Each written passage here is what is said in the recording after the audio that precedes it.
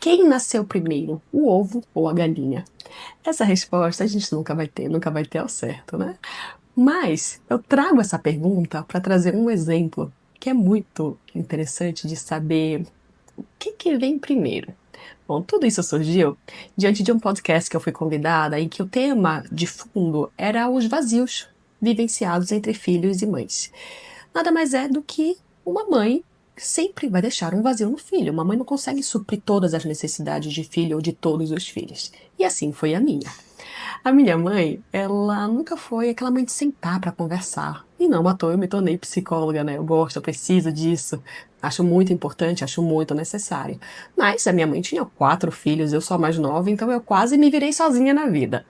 E aí gravei esse podcast falando sobre o assunto e trazendo a minha experiência pessoal também. E aí o meu irmão mais velho ouviu esse podcast e ficou muito incomodado. Daí ele me ligou e falou: Bela, de onde você tirou isso? A nossa mãe sempre sentou para conversar. E aí, eu achei muito interessante ele primeiro se incomodar e trazer esse ponto pra mim. A gente começou a aprofundar nesse assunto. Eu falei, bem, a mãe que você tem é diferente da mãe que eu tenho. Isso para todas as pessoas também, né?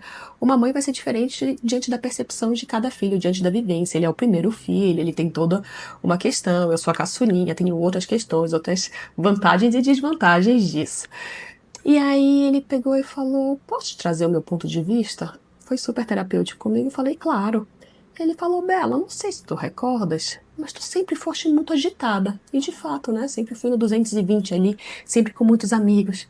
E ele falava, você nunca estava em casa. Você sempre estava na casa de um, na casa de outro, na casa de um amigo, na casa de uma tia, na casa de avó, na casa... Você sempre estava na rua. Você tem esse perfil, Bela. Então a mamãe, talvez, ela não conseguia te alcançar. Porque você sempre estava em todos os lugares, menos em casa. E de fato, isso é uma grande verdade. Então, por isso que eu repito a pergunta: o que é que veio antes? Será que a minha mãe não sentava para conversar comigo? Ou será que eu nunca sentava perto dela ao ponto dela puxar uma conversa comigo? E aqui, uma personalidade que acaba, de repente, eu alimentando a dela, ou ela alimentando a minha, ou eu aprendendo, de repente, a buscar fora algo que eu não tinha em casa, ou ela não conseguindo sentar comigo porque eu estava sempre fora. Enfim, não sabemos. A grande questão é que a gente foi encontrando outros vínculos, outras formas de nos conectarmos que não tanto nessa conversa sentada, longa, profunda. A gente acaba tendo outros tipos de contato, de amor, e hoje sim, muita conversa, talvez porque eu paro para sentar e ela para conversar.